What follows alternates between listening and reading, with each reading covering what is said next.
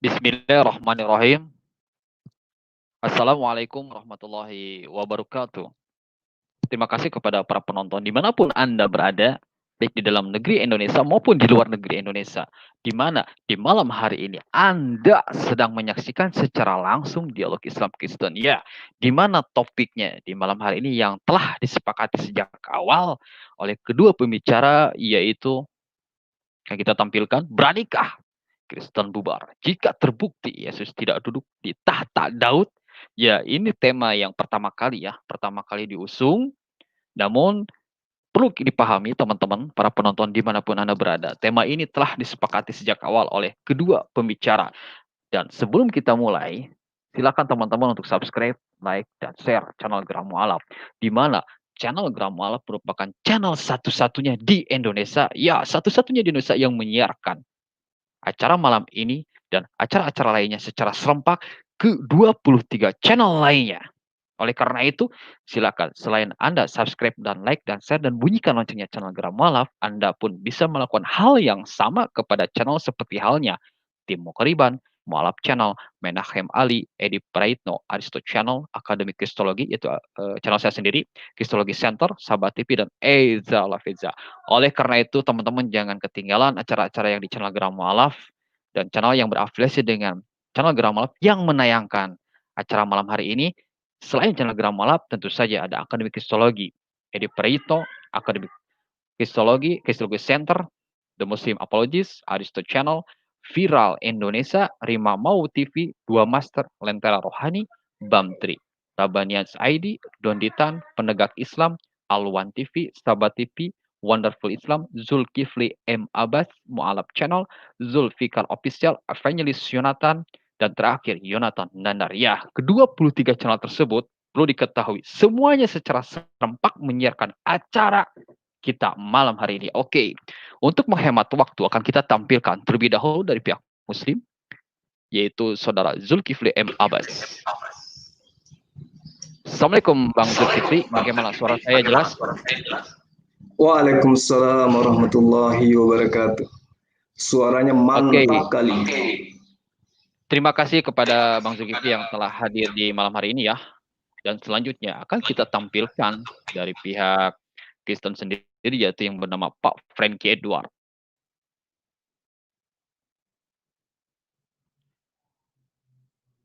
Selamat malam Pak Frankie. Suaranya Pak Frankie.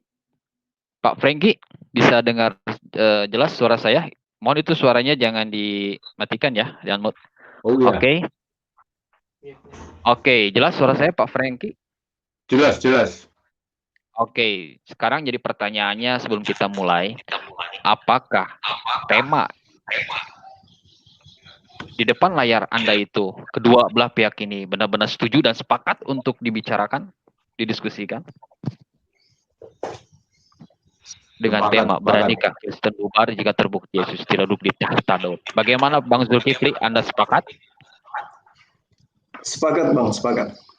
Oke, jika memang sudah sepakat, sebelum dimulai, maaf, ini saya matikan dulu audionya karena mantul-mantul yang Bang Zulkifli. Silakan teman-teman, jika Anda memiliki rezeki lebih, ya, jika teman-teman memiliki rezeki lebih, silakan salurkan donasi Anda untuk membantu Mualaf secara khusus Kariah dengan kode bank 451 yang nomor rekeningnya 1184 kali 9987 atas nama Yayasan Pembina Mualaf At-Tauhid, yang nanti teman-teman bisa mengkonfirmasi selama 24 jam ke nomor HP atau WA ini yang nanti berjalan ya. Dan perlu diketahui teman-teman, dialog di malam hari ini kita akan menggunakan format 40 menit. Ya, setiap pembicara mendapatkan waktu yang sama 40 menit. Pak Frankie mendapatkan 40 menit waktu. Pak Zulkifli sama-sama mendapatkan waktu 40 menit. Di mana 40 menit ini itu semuanya berisi tentang presentasi, tentang pembukaan, tentang tanya dan jawab. Oleh karena itu, kami harapkan silakan kedua pemateri untuk memanfaatkan waktu sebaik-baik mungkin. Karena ketika Anda menyampaikan sesuatu, maka waktu akan berjalan. Dan ketika Anda telah merasa selesai menyampaikan sesuatu, silakan berikan kode agar waktunya pindah ke pembicara lainnya dengan menyatakan silakan Pak Franky atau silahkan Bang Zulkifli. Nah, ketika menggunakan kode itu nanti secara otomatis akan pindah waktunya ke lawan dialog. Ngomong-ngomong, ketika saya menjelaskan hal ini, apakah bisa dipahami atau ada yang mau ditanyakan Pak Franky maupun Pak Zulkifli? Sementara ini format baru ya? Betul, format baru ini. Sebentar. Ya, jadi yang saya tahu itu kan 7 menit, 2 menit, 7 menit, 2 menit. Ini lain ya? Iya, kita ada 2 format. Dan ini format yang baru kita gunakan. Makanya kita balik lagi tanya, apakah bersedia menggunakan format tersebut? Jadi seutuhnya silakan digunakan waktu tersebut 40 menit masing-masing pihak itu sudah terdiri dari pembukaan, bertanya, menjawab, dan juga closing statement. Bagaimana? Setuju atau tidak? Setuju. Kalau saya setuju, tergantung dari Bang Franky. Oh iya iya. Sebetulnya saya kira seperti format yang dulu itu ya. Tapi kalau memang itu yang sekarang dipakai ya no problem lah buat saya. Oke, jika memang sudah setuju kedua belah pihak, baik, tolong diperhatikan, saya akan ulangi sekali lagi. 40 menit, masing-masing kedua belah pihak mendapatkan waktu yang sama, yaitu memberikan presentasi, pembukaan, memberikan pertanyaan, memberikan jawaban, dan closing, semuanya itu 40 menit. Ketika waktu sudah habis jatahnya, itu tidak bisa menyampaikan sesuatu apapun. Dan ketika Anda telah merasa beres menyampaikan sesuatu apapun meskipun waktunya masih ada, dan untuk supaya dilempar waktunya ke lawan dialog, maka gunakan kode. Misal, Pak Franky ini sudah beres memberikan pernyataan atau pertanyaan. Silahkan Bang Zulkifli, Anda sanggah. Nah, gunakan istilah atau kata silahkan itu, biar waktunya pindah ke lawan dialog. Begitu pula ketika Bang Zulkifli merasa sudah beres memberikan pertanyaan atau pernyataan dengan menyatakan silahkan Pak Franky, Anda sanggah atau Anda jawab. Seperti itu. Jadi biar waktunya pun pindah. Kalau tidak menggunakan seperti itu, nanti kita waktunya sulit untuk mengatur ini waktu siapa. Oke, bagaimana? Bisa dipahami Pak Franky, Pak Zulkifli? Bisa, bisa. Iya, iya, saya paham. Oke. Baik, sebelum Anda mulai keduanya, saya ingatkan kepada kedua pembicara untuk menyampaikan sesuatu secara akademis dan santun. Dan kami tidak bertanggung jawab ketika ada hal-hal yang tidak diinginkan. Karena kami hanya sebagai fasilitator saja terhadap dialog Islam Kristen ini. Oleh karena itu, tolong untuk menjaga segala sesuatu dengan baik dan benar dan santun. Karena kita hidup di NKRI dan tentu saja negara hukum ya. Oke, untuk menghemat waktu, silakan kedua pembicara untuk melanjutkan dialog kita. Dan siapa yang mau mulai duluan? Silakan Bang Franky. Oke. Oke, sebentar. Jika memang siap, silakan. Anda gunakan Pak Franky waktu selama 40 menit. Begitu pula Pak Zulkifli. Dan jika sudah beres, lemparkan dengan pernyataan silakan. Menggunakan kata silakannya. Oke, waktu 40 menit berjalan. Monggo. Ya, sebenarnya saya tergelitik dengan tema yang diangkat saat ini ya. Jadi sebenarnya sangat mendadak pemberitahuan kepada saya ini untuk dialog. Tapi karena lawan dialog ini Bang Zul, jadi akhirnya saya bersedia. Jadi ada satu nilai khusus untuk Bang Zul ini.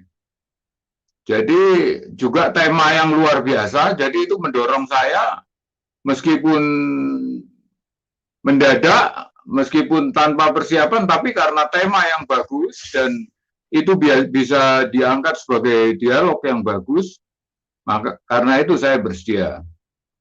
Dan kadang memang tema ini cukup menggelitik ya judulnya. Jadi beranikah Kristen bubar?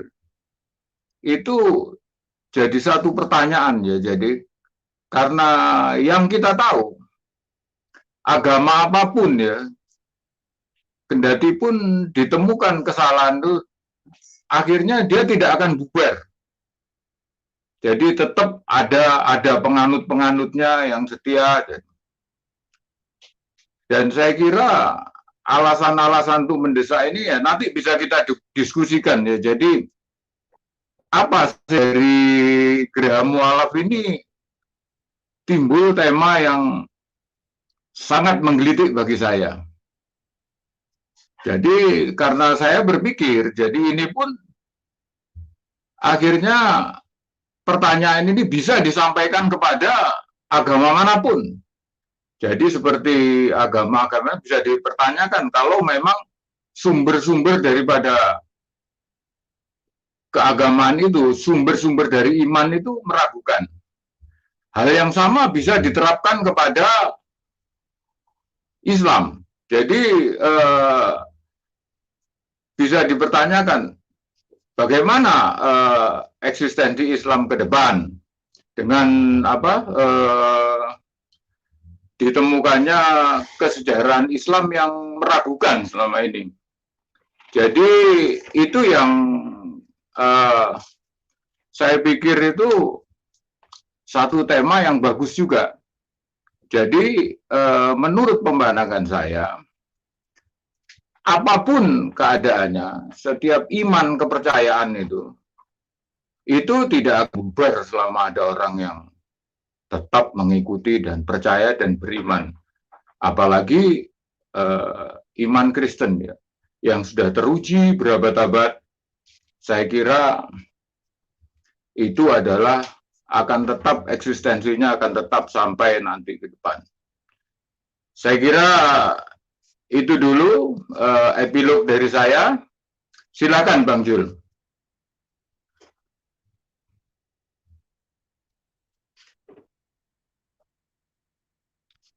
Silakan Bang Jul. Baik.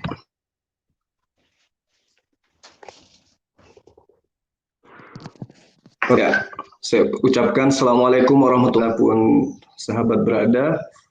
Alhamdulillah kita berjumpa pada malam hari ini, tentu dalam situasi dan kondisi sehat walafiat, yang mudah-mudahan Allah memudahkan seluruh urusan kita dan doa-doa kita yang baik juga diijabah oleh Allah. Sahabat-sahabat sekalian, saya malam ini dengan Pak Franky ya. Salam kenal Pak. Mudah-mudahan Bapak tetap sehat.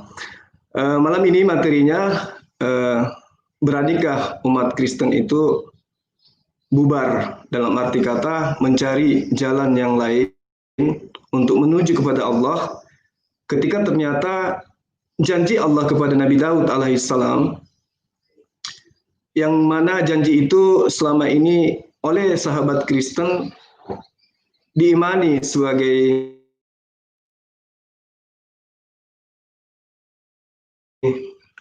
sebuah ketika ternyata nubuatan itu tidak terbukti digenapi oleh Yesus. Nanti kita akan kupas, kita ulas secara terinci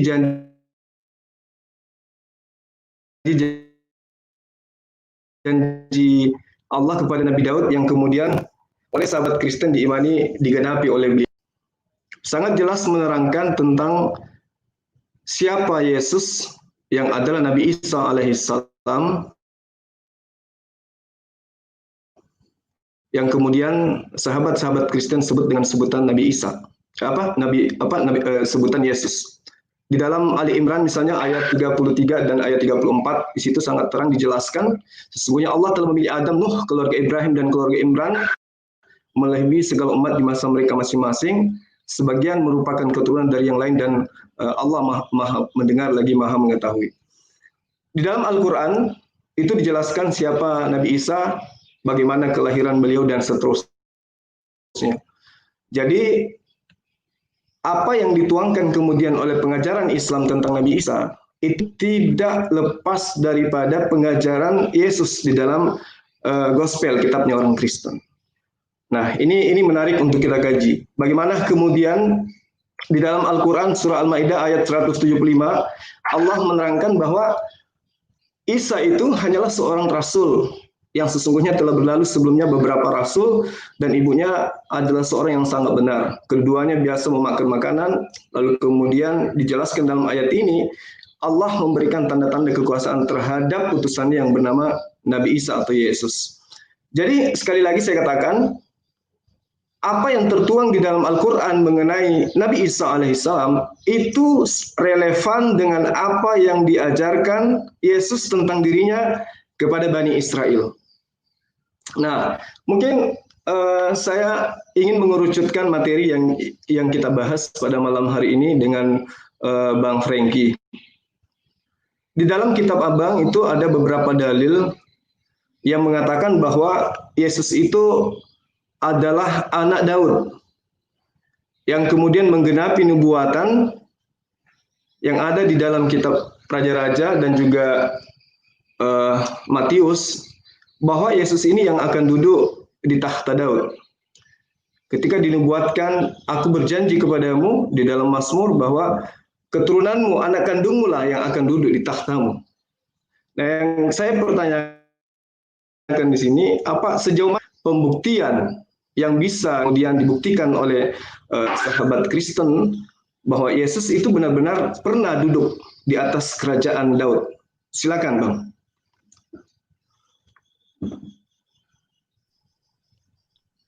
Terima kasih atas pertanyaan dari Bang Sul tadi ya. Jadi pertama di sini saya tekankan ya bahwa kita umat Kristen selalu menolak generalisasi, jadi penyamaan bahwa Yesus itu adalah Isa di dalam Al-Quran.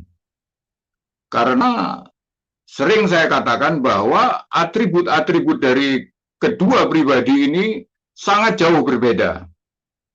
Jadi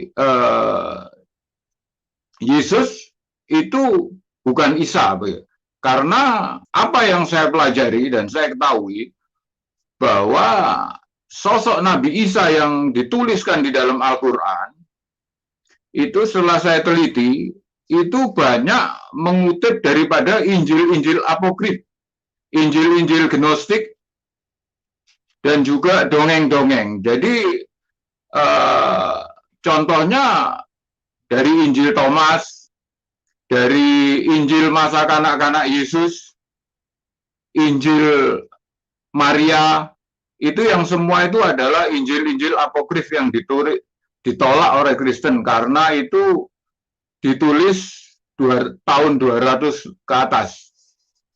Jadi ini saya kerucutkan begitu. Nah, sekarang yang saya jawab pertanyaan Bang Zul itu tentu saja yang berpedoman dari Alkitab. Jadi pengertian bahwa Yesus pernah duduk di atas tahta Daud itu tidak pernah. Saya katakan memang tidak ada. Kalau pertanyaan itu, tapi apa yang karena yang dimaksud dalam firman Tuhan itu Yesus itu memang raja, bahkan raja di atas skala raja. Di situ dikatakan Yesus berkata bahwa kerajaanku bukan dari dunia ini. Jadi itu yang pertama harus dipegang ya. Jadi kita harus melihat bahwa kerajaan di sini itu adalah bukan yang bersifat fisik. Jadi bersifat rohani. Jadi kerajaannya bukan dari dunia ini. Dan juga kalau kita mengambil dari Mazmur 110 ya, ayat 1, di situ dikatakan bahwa tahta Daud adalah di sebelah kanan tahta Tuhan. Nah, itu yang menyatakan, dan kita lihat di dalam baik di dalam Wahyu, kitab Wahyu maupun di surat-surat Paulus, di situ banyak dinyatakan bahwa Yesus itu adalah duduk di sebelah kanan Allah. Jadi tahta itulah yang dimaksud itu. Jadi bukan tahta di dunia ini. Jadi memang kalau kita runut lagi, kita ambil pada waktu kelahiran Yesus, benarkah Yesus itu adalah raja? Nah, karena apa? Di dalam dunia pun, Yesus pun diakui sebagai raja. Dari mana itu? Orang-orang Majus. Pada waktu Yesus lahir, orang-orang Majus datang. Dan dia mempersembahkan kemenyan dan mur, dan dia mengaku bahwa di mana raja itu dilahirkan. Jadi saya kira itu jawaban saya bagi Bang Zul. Jadi satu, untuk raja di dunia ini Yesus sudah ada pengakuan dari orang-orang Majus itu. Bahkan Herodes dinyatakan di situ ketakutan dia karena ada raja baru. Selain itu, bahwa yang dimaksud kerajaan yang sebenarnya yang dijanjikan Tuhan, bahwa tahta Daud itu tidak akan terputus, itu adalah kerajaan dari yang kekal, yang tidak berkesudahan. Nah, disitulah Yesus bertakhta, di kerajaan yang tidak berkesudahan. Karena yang seperti yang kita tahu, raja-raja Israel itu sebagian besar, 2/3 itu adalah jahat. Hanya 1/3 yang benar-benar mengikuti Tuhan. Nah, jadi itulah.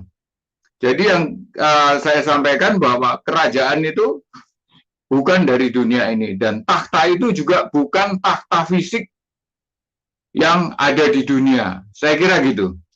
Silakan Bang Zul.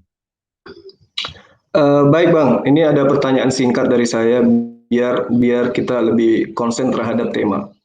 Menurut Abang, kerajaan Daud itu di mana? Di dunia atau di surga? Kerajaan apa? Kerajaannya Daud. Kerajaan Daud di bumi. Karena itu tadi saya pisahkan. Jadi kerajaan yang bersifat jasmani dan kerajaan rohani. Itu yang saya pisahkan di situ.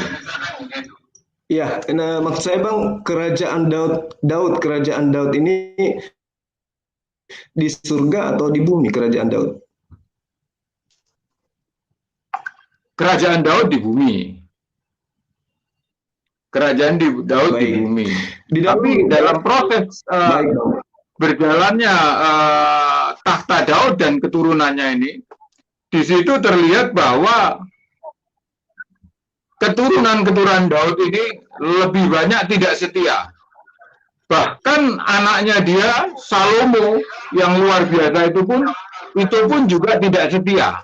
Pada masa tuanya ia berdosa. Saya kira gitu, Bang. Oke, jadi kesimpulannya kerajaan Daud itu adanya di bumi. Itu kesimpulan dari Abang Frankie. Di dalam di dalam Lukas 1 ayat 32, di situ ada nubuatan. Yesus akan menjadi besar dan akan disebut sebagai anak Allah yang maha tinggi. Dan Tuhan Allah akan mengaruniakan kepadanya kerajaan Daud, bapak leluhurnya. Apakah ayat ini diragukan kebenarannya, Bang? Ayat berapa, Pak? Lukas 1 ayat 32, insya Allah. Lukas 1 ayat 32. 32. Saya ingatkan lagi, jika ingin agar waktunya itu lebih aman, tolong untuk pembicara memberikan kode silahkan. Jadi nanti waktunya pindah ya, seperti itu. Baik ketika memberikan pertanyaan, seperti itu nanti, jika membutuhkan ayat, minta ke pihak admin, akan kita tampilkan. Oke, silakan dilanjut, tapi ingat, silakan Pak Frankie atau silakan Bang Zulkifli. Nanti waktu kalau pindah ya. Oke, dilanjut, monggo. Ini saya jawab Bang Zul ya. Silakan Bang. Ya, ini saya bacakan ya Pak ya. Ayat 32, ia akan menjadi besar dan akan disebut anak Allah yang Maha Tinggi, dan Tuhan Allah akan mengaruniakan kepadanya tahta Daud bapa leluhurnya, dan ia akan menjadi raja atas kaum keturunan Yakub sampai selama-lamanya, dan kerajaannya tidak akan berkesudahan. Jadi apa yang disampaikan itu disambung dengan ayat 33, Pak. Jadi di situ kerajaan yang tidak akan sampai selama-lamanya itu tidak mungkin kerajaan di dunia. Karena kerajaan di dunia ini pasti ada kesudahannya. Jadi ayat yang disinggung oleh Bang Zul itu sudah menyatakan kerajaan itu dari mana. Jadi yang tidak berkesudahan dan sampai selama-lamanya itu pasti bukan kerajaan dunia ini. Karena kerajaan dunia pasti berumur, berusia, hancur, pasti itu. Dan itu sudah banyak terbukti. Raja-raja Israel aja sampai diserang Babel, ditaklukkan Babel. Saya kira gitu, Bang. Jadi jawaban saya di situ. Jadi dari ayat yang disinggung Mbak Zul tadi, ayat yang di bawahnya itu sudah menjelaskan. Saya kira silakan. Jadi yang dimaksud di sini bukan kerajaan yang ada di bumi, di mana Anda tadi mengatakan bahwa kerajaan Daud itu adanya di bumi. Nah, dengan adanya alasan ini nyambung kepada ayat 33, berarti Yesus di dalam ayat 1, di ayat 32 dari Lukas 1 ini itu tidak nyambung. Itu tidak nyambung. Nah, ada upaya di mana ketika muncul ayat 33, di situ sangat jelas terlihat bahwa sesuatu yang kemudian tidak tergenapi oleh Yesus itu sengaja dihilangkan, Bang. Kenapa saya katakan seperti itu? Karena di Matius 1, di mana dalil-dalil Matius ini menceritakan tentang silsilah Yesus. Di situ di ayat 11-nya jelas dikatakan bahwa Yosia memperanakkan Yekonya. Padahal kalau kita melihat secara sejarah, Yosia ini tidak memperanakkan Yekonya. Yekonya ini diperanakkan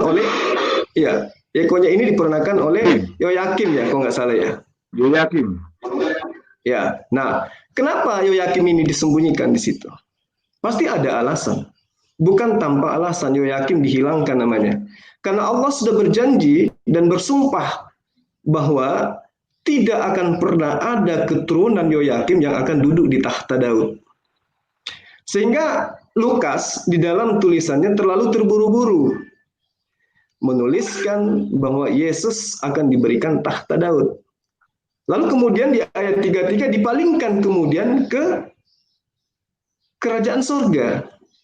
Yang mana kalau kita runut dari semua informasi yang ada di dalam gospel, yang melihat kerajaan surga dari bumi itu adalah orang-orang yang notabene bukan seorang nabi dan tidak mendapatkan penglihatan sebagaimana syarat yang dituangkan oleh Allah di dalam kitabnya Bani Israel, bahwa ketika di tengahmu ada seorang nabi, maka aku Allah akan menyatakan diri kepada mereka dalam penglihatan dan juga dalam mimpi. Lalu kemudian seperti misalnya cerita Theophilus ya, kalau nggak salah. Theophilus, lalu kemudian Lukas, Markus melihat langit terbelah, kemudian dia melihat Yesus di surga, duduk di samping kanan Allah. Sementara nyata di dalam kitabnya Bani Israel dan bahkan dalam pengajaran Yesus dikatakan bahwa tidak ada manusia pun yang dapat melihat Allah. Jangankan melihat mendengar suaranya pun tidak bisa. Dan Allah mengatakan kamu tidak akan pernah bisa melihat aku dan tidak ada seorang pun yang melihat aku dapat hidup.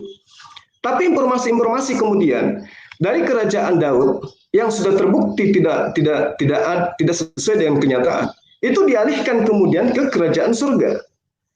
Lalu kemudian yang menyatakan tentang kerajaan surga itu adalah orang-orang yang notabene-nya ya seperti Theophilus Stefanus itu siapa gitu loh. Stefanus yang kemudian menyatakan bahwa dia melihat Yesus duduk di sebelah kanan Allah. Berarti Yesus itu Allah itu nampak. Lalu kemudian Dia berada di bumi, pijakannya di bumi, melihat ke surga. Harusnya itu sesuatu yang sangat-sangat tidak rasional ketika orang itu dapat melihat surga dari bumi, apalagi melihat Allah. Itu semua bertentangan daripada apa yang dinyatakan oleh Allah itu sendiri dalam kitabnya Bani Israel. Kembali kepada topik. Kalau sudah ada sumpah Allah kepada Yoyakim, ya, ayat daripada Yoyakim ini, bahwa tidak akan pernah ada keturunannya duduk di atas tahta surga, tahta Daud, maka kemudian dalil ini harusnya direvisi, Bang. Karena di situ nyata dikatakan Yesus akan bertahta di atas kerajaan Daud. Silakan. Sekarang saya sampaikan yang Stefanus tadi ya, Bang Zul ya. Di situ Ya, Bang Zul nyatakan bahwa Allah tidak bisa dilihat. Seperti apa tidak bisa dilihat. Tapi dalam perjanjian lama apa yang kita lihat bahwa Allah pernah menampakkan diri sebagai api dan juga menuntun umat Israel sebagai tiang api dan tiang awan pada waktu siang hari. Jadi perwujudan Allah mungkin yang dilihat oleh Stefanus itu adalah seperti itu. Jadi apa yang dilihat Stefanus itulah, jadi sehingga dia bisa menyatakan yang seperti itu. Dan Yesus di sampingnya. Yang kedua mengenai Yoyakim. Memang Yoyakim itu orang yang bersalah dan juga dia secara de facto itu tidak pernah menjadi raja karena dia di bawah kekuasaan kerajaan lain. Jadi kalau dilihat itu sebagai metafora, dia itu tidak mempunyai takhta. Jadi yang dikatakan di sini, kalau kita merunut ya, jadi kalau memang yang Bangsul katakan bahwa Yoyakim, keturunan Yoyakim tidak akan menjadi raja, tapi memang dirunut ke atas ini adalah takhta Daud. Jadi anak Daud. Jadi Yesus sendiri dikatakan anak Daud karena kalau kita dalam fakta kita lihat, Yesus sendiri itu bukan anak biologis daripada Yusuf. Jadi ini adalah satu hal metafora ini. Jadi ini adalah rancangan Tuhan. Jadi saya kira gitu Bang Zul. Silakan. Baik. Saya masih belum bisa mengambil sebuah kesimpulan dari apa yang Abang sampaikan. Yang pada intinya di awal tadi Abang sudah mengakui bahwa Yesus itu bahwa tahta Daud itu adanya di bumi. Kemudian Yesus dinubuatkan untuk duduk di atas tahta Daud. Berarti nubuatan ini Yesus harus menjadi raja di bumi, kan gitu ya. Dan itu tidak terbukti. Nah, sekarang kita coba mencari titik temunya. Ketika di dalam kitab Abang dikatakan bahwa Yesus itu adalah anak Daud, lalu kemudian dengan PD-nya Matius menceritakan, Lukas menceritakan, di mana Yesus itu adalah keturunan Daud secara silsilah yang diterangkan dalam kitab Abang. Lalu kemudian di dalam silsilah Yesus itu terdapat nama Yoyakim, ya, terdapat nama itu pasti, dan juga terdapat nama orang tuanya. Nah, kemudian ketika kita berbicara mengenai janji Daud, di mana sahabat-sahabat Kristen selalu mengatakan bahwa Yesus itu adalah penggenapan dari seluruh nubuatan-nubuatan yang ada di dalam perjanjian lama.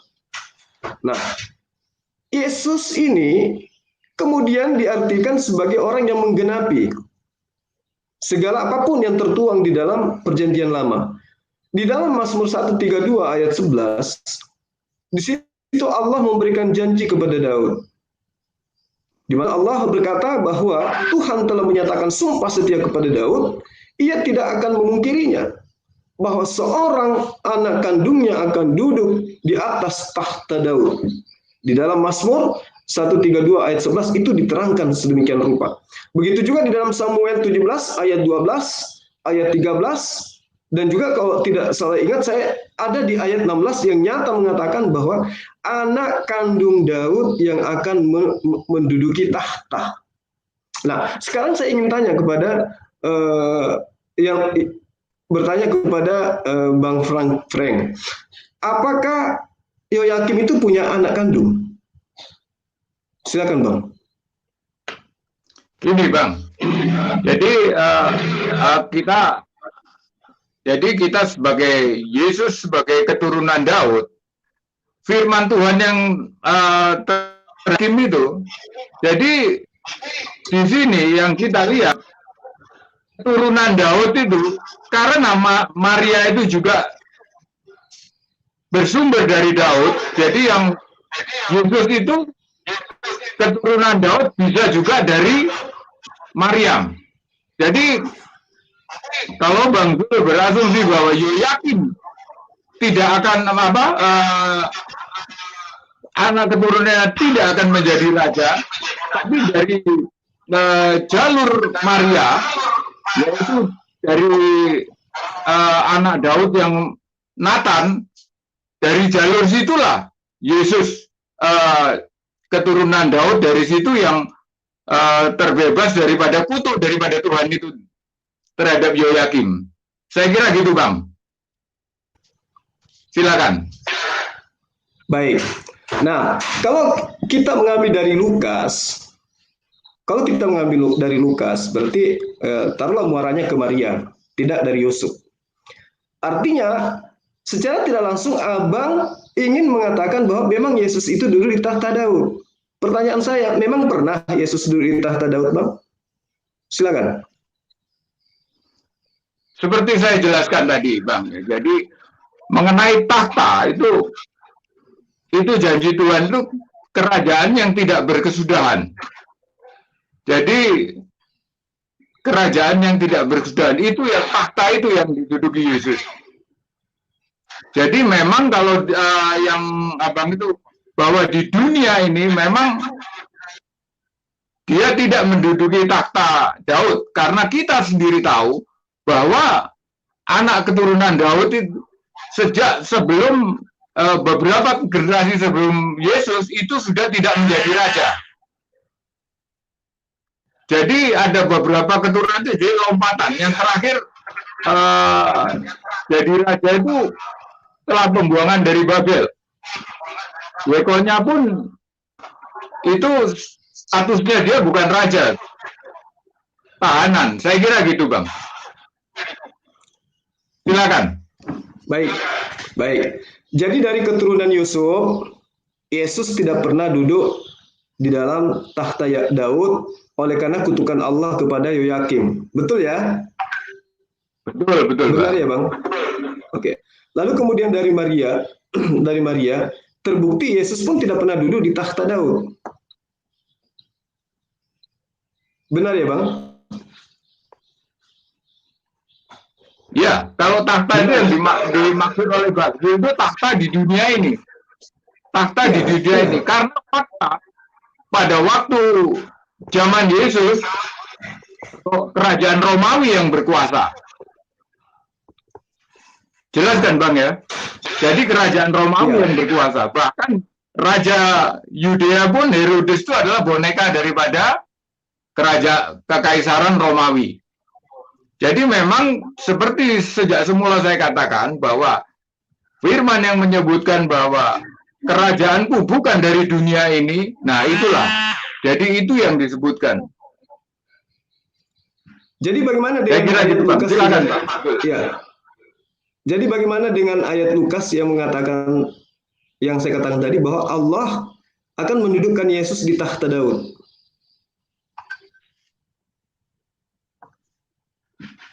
Ya, itu metafora.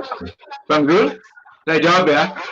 Itu metafora. Jadi itu artinya tahta Daud karena itu adalah yang tidak berkesudahan. Karena satu, kerajaan pilihan Tuhan itu adalah kerajaan Israel. Kerajaan Israel, tidak kerajaan yang lain. Karena itu jadi pengertian daripada takhta Daud itu adalah takhta daripada Tuhan. Jadi takhta yang diberikan Tuhan. Jadi karena di situ dituliskan bahwa kerajaannya tidak berkesudahan dan juga kerajaanku bukan dari dunia ini. Nah itu jadi memang secara de facto takhta di dunia ini memang tidak ada. Begitu Bang Zul. Sepakat bahwa Yesus itu memang tidak pernah duduk di takhta Daud. Benar ya Bang? Di dunia ini, betul. Iya. Nah, apakah di surga itu ada takhta Daud? Coba Anda jabarkan kepada saya bagaimana kemudian takhta Daud yang digambarkan di dalam Lukas 1 ayat 32, 33 di ayat 33-nya yang mengatakan bahwa kerajaannya, bahwa Tuhan Allah akan mengaruniakan kepadanya takhta Daud, lalu kemudian dikatakan ia akan menjadi raja atas kaum keturunan Yakub sampai selama-lamanya dan kerajaannya tidak akan berkesudahan. Itu bagaimana korelasinya kemudian Anda menjadikan takhta Daud itu adanya di surga? Silakan. Begini Bang, kita lihat di Mazmur 110 ayat 1. Di situ dikatakan duduklah di sebelah kananku. Jadi itu perkataan untuk Daud. Nah di situ pengertian kita itulah takhta Daud itu adalah di sebelah kanan Allah dan itulah yang akhirnya di Yesus di situ. Jadi Yesus menduduki takhta itu. Nah jadi yang dimaksud menduduki takhta Daud itu adalah di situ. Jadi menurut mengacu pada Mazmur 110 ayat 1-2. Begitu juga di Matius 22 ayat 44. Jadi itu pengertiannya di situ Bang Zul. Jadi memang saya nyatakan memang kalau di dunia itu memang tidak Yesus tidak pernah menduduki takhta Daud. Karena takhta Daud di dunia sudah tidak ada. Pada masa itu sudah tidak ada. Karena kerajaan Israel sudah tidak berwujud. Sudah hancur lebur. Saya kira itu Bang. Oke. Silakan Bang Zul. Oke.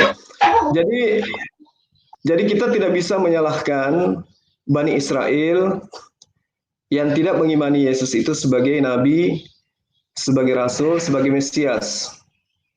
Karena Bang Franky sendiri sudah menjelaskan bahwa takhta Daud yang dimaksud itu bukan di dunia, tetapi adanya di surga. Yang aneh kemudian ketika kita berbicara mengenai Yesus, banyak di antara sahabat-sahabat Kristen itu yang senantiasa mengambil Yesaya 9, khususnya di ayat 5, di ayat 6. Di situ dikatakan, sebab seorang anak telah lahir untuk kita, seorang putra telah diberikan untuk kita, lambang pemerintahan ada di atas bahunya. Dan namanya disebutkan orang sebagai penasihat ajaib, Allah yang perkasa, Bapa yang kekal, Raja damai. Lalu dikatakan besar kekuasaannya dan damai sejahtera tidak akan berkesudahan di atas takhta Daud. Nah, lagi-lagi takhta Daud. Berarti lagi-lagi berbicara mengenai kerajaan yang ada di dunia. Itu jelas dikatakan di situ. Karena ia akan mendasarkan dan mengokohkan dengan keadilan dan kebenaran yang sekarang sampai selama-lamanya. Kecemburuan Tuhan semesta alam akan melakukan hal ini. Nah, di sini sangat jelas ketika sahabat Kristen mengatakan itu adalah Yesus. Berarti yang dimaksud di sini adalah sosok raja yang akan duduk di takhta Daud. Sementara Bang Franky berusaha bagaimana kemudian menggiring opini bahwa takhta Daud itu bukan di dunia, yang dimaksud itu adalah yang ada di surga. Lukas 1 ayat 32 jelas Yesus di situ akan diberi tahta dan itu adalah takhta Daud. Kalau kemudian dikatakan bahwa ayat 33 bapak leluhurnya yaitu Daud dan ia akan menjadi raja atas kaum keturunan Yakub sampai selama-lamanya, justru nubuatan ini tidak tergenapi, Bang. Nubuatan ini gugur, nubuatan ini gagal sama sekali. Karena Yesus tidak pernah menjadi raja dia juga bagaimana mungkin kemudian dia menjadi raja selama-lamanya sementara duduk sehari saja di tahta Daud itu tidak pernah. Sementara janji Allah kepada Daud akan mendudukkan keturunannya untuk menjadi raja selama-lamanya gitu loh Bang. Maka wajar kemudian Bani Israel itu masih menunggu Mesias yang akan duduk di tahta Daud. Itu gimana Anda menyikapi hal ini? Silakan.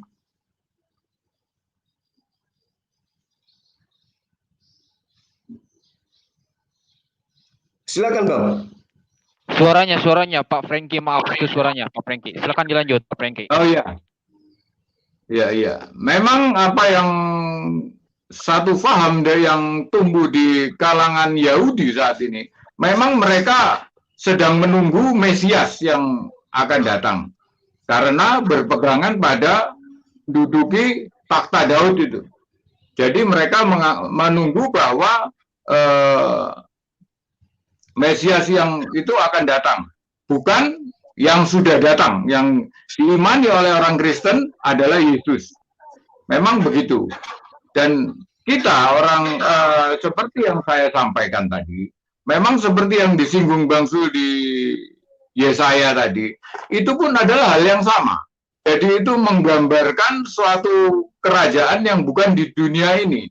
Jadi takhta Daud yang dimaksud itu adalah takhta yang dinyatakan di Mazmur 110 ayat 1.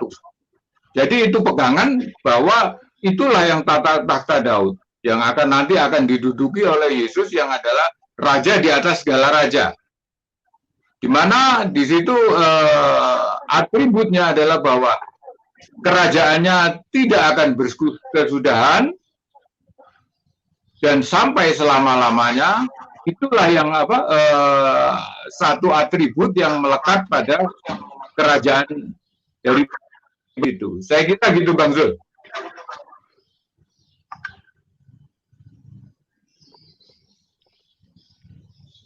Silakan. Dengaran suaranya Bang. Baik, jadi dari sepanjang diskusi kita, Bang Franky ini selalu mengarahkan takhta Daud itu adanya di surga. Ya. Namun kalau kita mencermati dalil-dalil dalam kitab Abang itu justru takhta Daud itu adanya di dunia dan Yesus itu justru diramalkan, dinubuatkan, diceritakan bahwa dia akan bertahta di tahta Daud yang ada di dunia. Contoh di Kisah Para Rasul 2 ayat 29 sampai ayat 30. Saudara-saudara, aku boleh berkata-kata dengan terus terang kepadamu tentang Daud bahwa bangsa kita bahwa dia adalah bapak bangsa kita. Ia telah mati dan dikubur dan kuburannya masih ada pada kita sampai hari ini. Tetapi ia adalah seorang nabi dan ia tahu bahwa Allah telah berjanji kepadanya dengan mengangkat sumpah bahwa ia akan mendudukkan seorang dari keturunan Daud sendiri di atas tahtanya. Lagi-lagi di situ sangat jelas dikatakan bahwa keturunan Daud akan duduk di atas tahta Daud. Dan ini oleh orang Kristen dikatakan itu adalah Yesus. Dalam Kisah Para Rasul 2 ayat 32. Rasul tersebut kemudian menerangkan bahwa kebangkitan ini, maksud saya Rasul di sini adalah Paulus yang mengatakan bahwa Yesus akan duduk di atas tahta Daud. Nah, Yesus merupakan tanda yang pasti bahwa janji yang Allah buat kepada Daud akan terpenuhi. Yesus inilah yang dibangkitkan Allah. Dan tentang hal itu kami semua adalah bersaksi. Itu dijelaskan dalam Kisah Para Rasul 2 ayat 32. Jadi jelas sekali Bang, bahwa sekuat apapun Abang menerangkan bahwa bahwa raja yang dimaksud, tahta yang dimaksud itu adalah di surga, tapi kitab Abang itu selalu aja menarik Abang untuk memahami bahwa tahta Daud yang dimaksud Yesus harus duduk di atas sebagai raja gitu di bumi. Belum lagi kalau kita bercerita tentang ayat-ayat yang termuat dalam Kisah Para Rasul 2 ayat 34-36. Nyata sekali di situ bahwa Yesus akan duduk di tahta Daud yang ada di bumi, bukan yang ada di surga. Itu gimana Bang? Silakan. Semua yang diceritakan di surat-surat Paulus itu Bang Zul, itu semua menyatakan tahta yang saya sebutkan di Mazmur 110 ayat 1. Jadi tahta yang bukan dari dunia ini. Semua yang diceritakan Paulus itu adalah menggambarkan itu, bukan tahta yang ada di bumi. Dan itu pasti. Karena kita tahu sendiri dalam perjalanan kehidupan Yesus itu, dia seperti apa? Dia mengajar dan memberitakan keselamatan, mengabarkan Injil kerajaan, kabar baik, itu yang dia kerjakan. Jadi ia memerintah, pemerintahannya tidak berkesudahan setelah ia di surga. Jadi itu adalah metafora daripada tulisan-tulisan Paulus.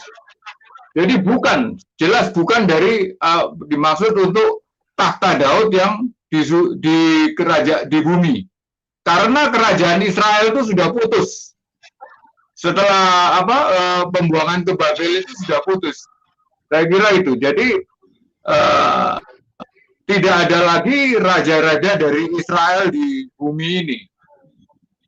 Saya kira itu, Bang Zul.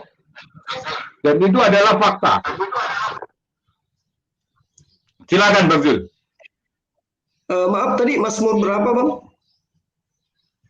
110 ayat 1. Bisa dibacakan ayatnya secara lengkap? Sebentar.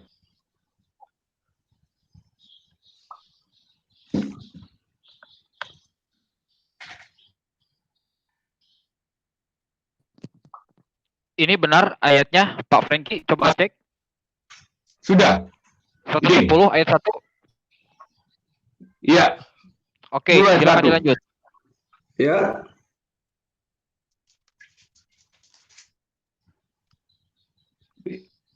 Itu, Bang. Di screen. Oke. Jadi sudah muncul di layar.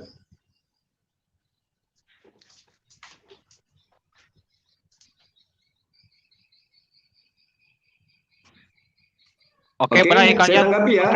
Silakan. Ya, silakan Bang Gul.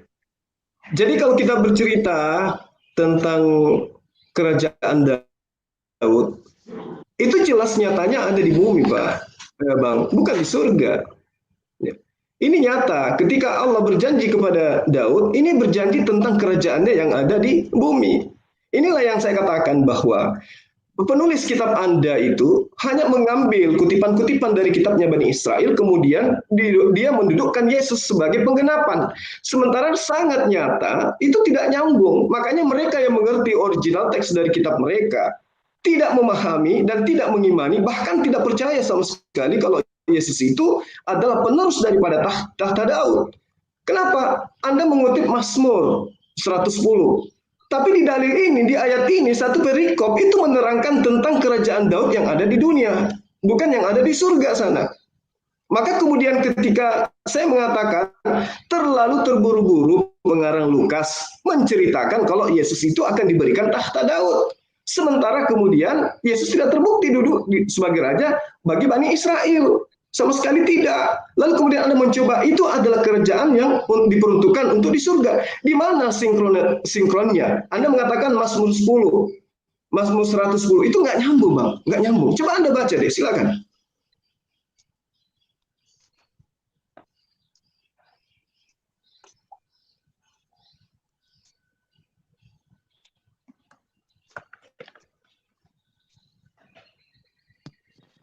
Silakan Pak Silakan, Franky, Bang. untuk menyampaikan. Kalau perlu Anda baca dari ayat 1 sampai ayat 7 ya. Di situ menceritakan tentang kerajaan yang ada di bumi, bukan menceritakan stop dulu. Ini waktunya kita switch dulu. Oke, dilanjut, silakan Bang Zulkifli. Silakan. Ya, tadi kan saya tanya, bisa enggak Anda membuktikan bahwa kerajaan tahta Daud yang dimaksud, yang diberikan kepada Yesus itu adanya di surga? Nah, Anda mengatakan silakan Anda baca tentang tahta Daud itu di Mazmur 110. Ternyata setelah kita baca ayat 1 sampai ayat 7, justru tahta Daud itu bercerita tentang tahta yang ada di bumi.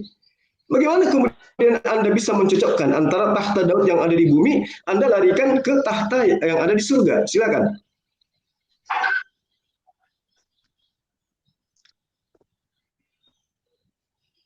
Seperti yang saya sampaikan tadi, apa yang disampaikan di 110 Mazmur 110 ayat 2 ini itu adalah metafora, Bang Zul. Jadi duduk di sebelah kanan Tuhan tuh kalau di dunia suatu hal yang nggak mungkin. Tuhan ada di mana? Nah, dari situ kita menarik garis kita memahaminya di situ. Jadi karena Tuhan tidak ada di dunia.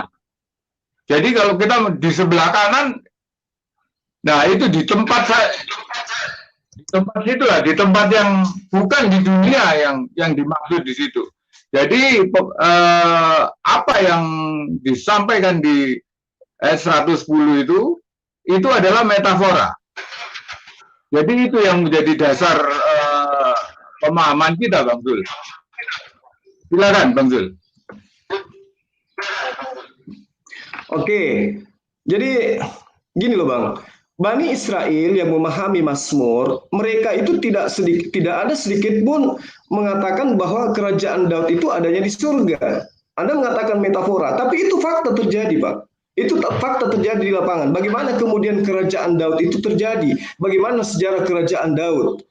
Lalu bagaimana kemudian prosesi kepemimpinan kerajaan Daud sampai kepada anak-anaknya? Itu bukti adanya di bumi. Nah, ketika Yesus kemudian oleh Kristen didudukkan sebagai orang yang duduk di takhta Daud dan tidak terbukti, Anda mencoba untuk mengatakan itu metafora, itu menceritakan tentang kerajaan di surga.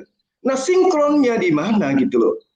Kecuali kalau Abang ingin mengatakan bahwa apa yang tertuang di dalam Lukas 1, nubuatan tentang Yesus akan duduk di takhta Daud, itu tidak benar adanya. Ayat itu harus direvisi.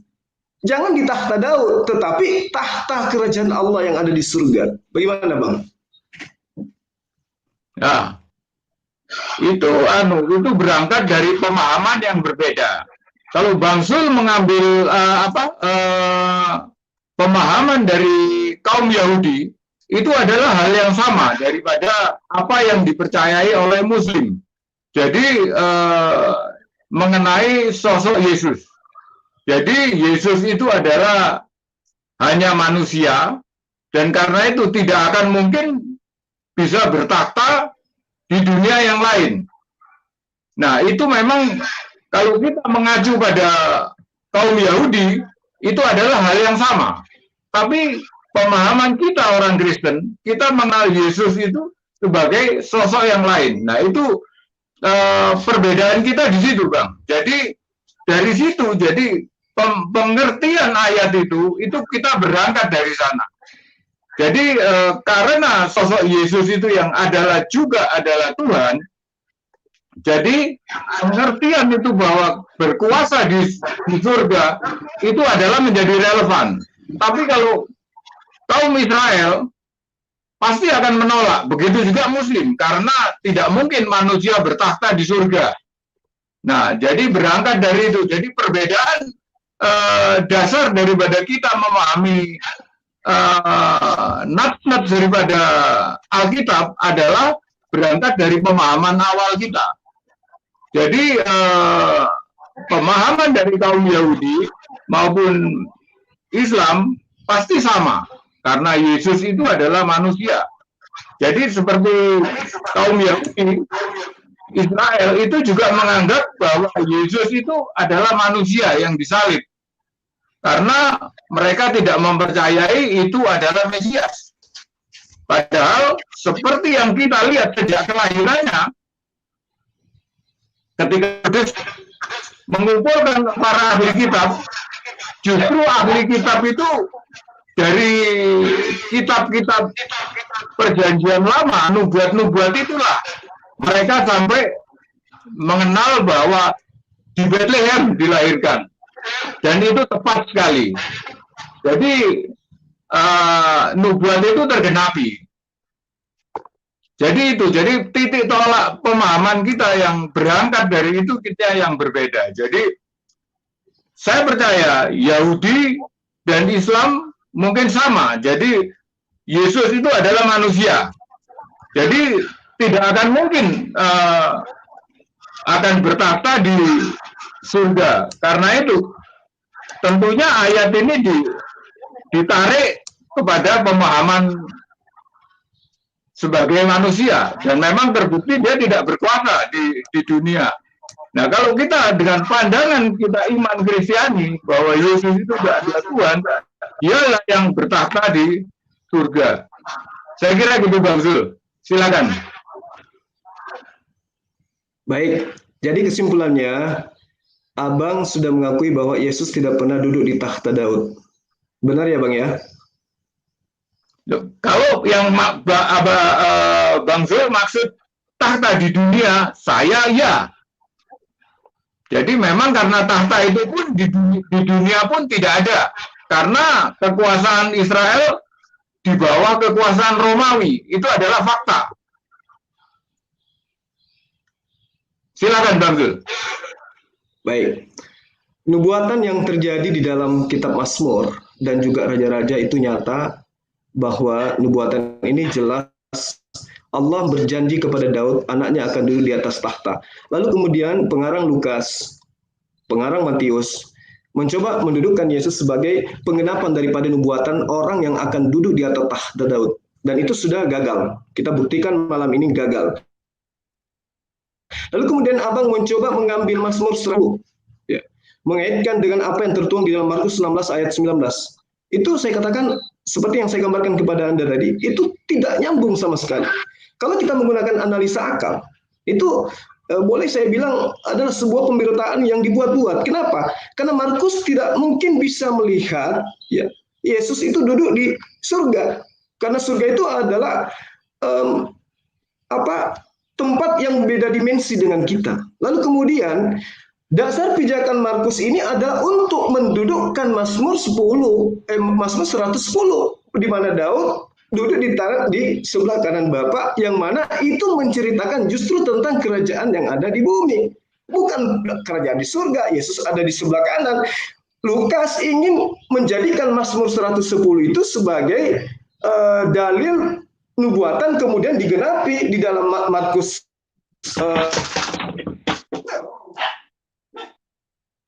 16 ayat 19 bahwa Yesus betul-betul duduk di sebelah Bapa, sehingga langsung itu adalah nubuatan untuk Yesus duduk di tahta Daud. Sementara tahta Daud itu adanya di bumi, dan Abang sudah mengakui bahwa tahta Daud itu adanya di bumi, dan Yesus tidak pernah duduk di situ. Dengan demikian gagal penggenapan nubuatan yang dilukiskan, yang dituliskan oleh Lukas. Itu gimana kemudian Abang bisa mengakui bahwa Islam dan juga Yahudi sama-sama. Sementara Yahudi mengimani Mazmur, mengimani kitab mereka dengan menggunakan original teks. Mereka paham kitab mereka. Kira-kira yang paham tentang nubuatan-nubuatan itu orang yang mengerti bahasa original teks atau sahabat Kristen yang hanya merupakan orang yang memahami imannya dengan terjemahan. Itu gimana itu, Bang? Silakan. Gini, Bang. Saya tanggapi dulu apa yang Bang Zul katakan, di mana Stefanus itu bisa melihat.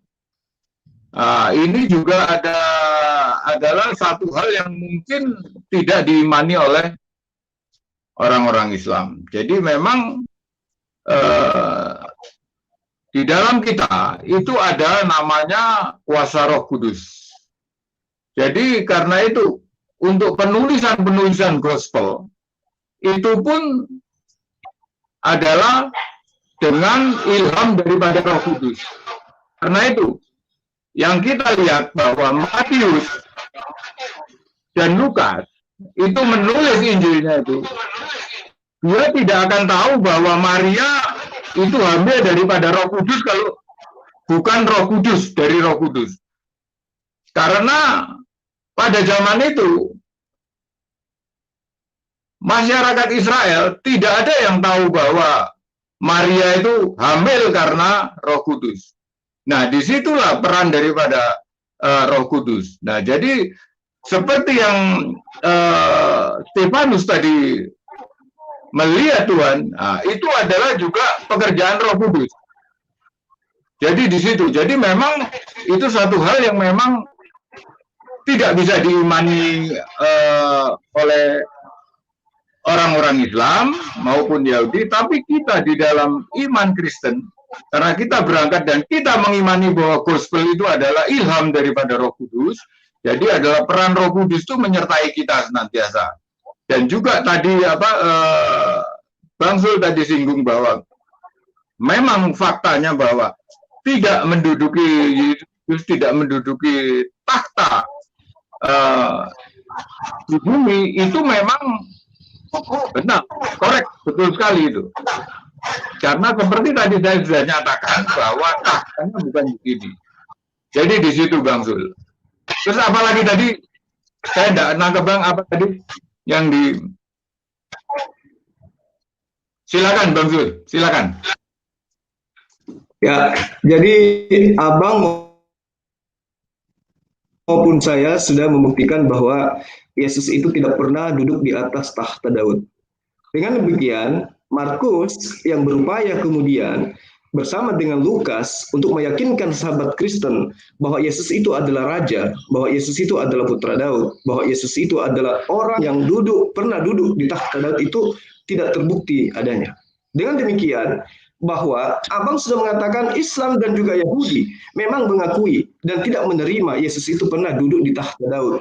Dan lagi-lagi memang faktanya dia tidak pernah duduk di tahta Daud. Yang bermasalah kemudian adalah kitab Abang yang menuliskan bahwa Yesus itu duduk di tahta Daud.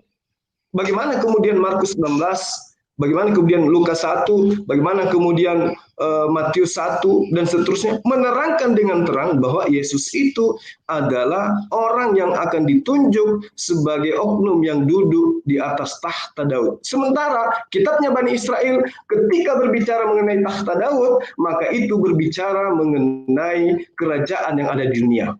Dengan demikian, ya, Anda, saya, dan mungkin semua umat Islam dan juga orang Yahudi, bahkan sebagian dari umat Kristen sudah mengakui bahwa Yesus memang tidak pernah duduk di atas tahta Daud. Bagaimana menurut Abang tentang kesimpulan saya ini? Silakan.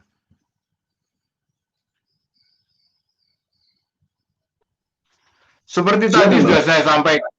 Jadi memang Yesus tidak pernah menduduki tahta Daud di bumi, seperti saya. Tapi dia bertahta di sana. Jadi itu, dia bertahta di surga. Jadi apa yang disampaikan itu memang itu adalah iman daripada kita orang Kristen, umat Kristen ya. Jadi kalau memang secara eksplisit dinyatakan bahwa di bumi itu memang saya memang menyatakan tidak di bumi. Jadi itu testimoni dari saya. Jadi tapi memang dia bertahta di tempat yang lain, di mana kerajaannya tidak akan berkesudahan. Nah itu kata kunci yang menjadi pegangan kita. Jadi di situ akan menggambarkan kita bahwa kerajaannya bukan dari dunia ini. Dan seperti sudah disampaikan Yesus juga dalam ucapannya bahwa kerajaanku bukan dari dunia ini. Saya kira gitu Bang Zul. Baik. Lalu kemudian ketika kita telah membuktikan bahwa Yesus itu tidak duduk di tahta Daud, meskipun banyak dalil yang menerangkan Yesus akan duduk di atas tahta Daud. Nah, Anda mencoba mengambil Mazmur 110 untuk kemudian menerangkan bahwa tahta yang dimaksud itu tahta yang ada di surga. Benarkah demikian, Bang? Silakan.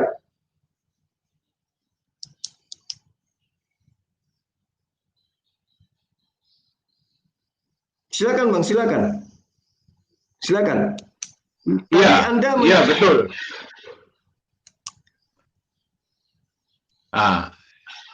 Ya itu memang betul itu ya betul memang itu. Jadi tahta yang dimaksud di 110 itu memang tahta di dunia sana. Dan seperti juga kalau kita baca di kitab Daniel itu pun juga menyatakan melihat Yesus itu di sebelah kanan Allah juga. Jadi itu jadi dasar-dasar daripada nat-nat itulah yang menjadi pegangan daripada kita orang Kristen. Jadi untuk menjadi pegangan bahwa memang tahta Daud yang dimaksud itu bukan tahta yang di bumi, tapi tahta yang bukan di bumi. Karena juga dikatakan bahwa kerajaan yang dimana Yesus memerintah itu bukan dari dunia ini. Jadi itu yang difahami oleh iman Kristen. Jadi kalau kembali saya tegaskan, kalau memang Bang Zul mengatakan bahwa takhta itu takhta yang di dunia, mungkin juga begitu juga halnya dengan orang-orang Yahudi, ya itu memang kembali saya nyatakan tadi, titik tolak pandangan kita daripada dasar kita, daripada pandangan kita dari dalam sosok Yesus itu yang menentukan kita bagaimana kita menafsirkan nas-nas yang kita baca itu sehingga menjadi berbeda. Karena subjek yang kita pakai sebagai dasar itu juga berbeda. Jadi saya kira gitu Bang Zul, silakan. Oke, jadi pada dasarnya pertama kita sudah membuktikan Yesus tidak pernah duduk di tahta Daud. Nubuatan yang terjadi di dalam Mazmur tentang janji Allah kepada Daud tidak tergenapi oleh Yesus. Lalu kemudian Abang mencoba mengalihkan bahwa tahta yang dimaksud, penggenapan Yesus yang dimaksud, itu adalah penggenapan tentang tahta yang ada di surga. Berdasarkan ini Bang, Mazmur 110 itu justru sangat terang menjelaskan tentang kerajaan yang ada di bumi, bukan kerajaan yang ada di surga. Dengan demikian, maka pupus harapan Yesus itu bertahta di atas kerajaan yang ada di surga. Kenapa? Karena yang tadinya dijadikan sebagai acuan adalah nubuatan tahta Daud, itu ternyata hanya berhenti di kerajaan di bumi, bukan adanya di surga. Sehingga kehilangan arah Yesus ini. Mau duduk di tahta surga, mana nubuatannya yang ada di dalam perjanjian lama? Sementara Anda mengatakan Mazmur 110 itu untuk kerajaan yang ada di surga. Kalau kita uraikan justru menerangkan tentang kerajaan yang ada di bumi. Nah, itu kemudian saya ingin Anda jelaskan lebih terinci bagaimana dengan dalil-dalil yang mengatakan Yesus akan duduk di atas tahta Daud. Bahkan dikatakan dialah yang menggenapi tentang kerajaan Daud yang dijanjikan oleh Allah. Silakan Bang.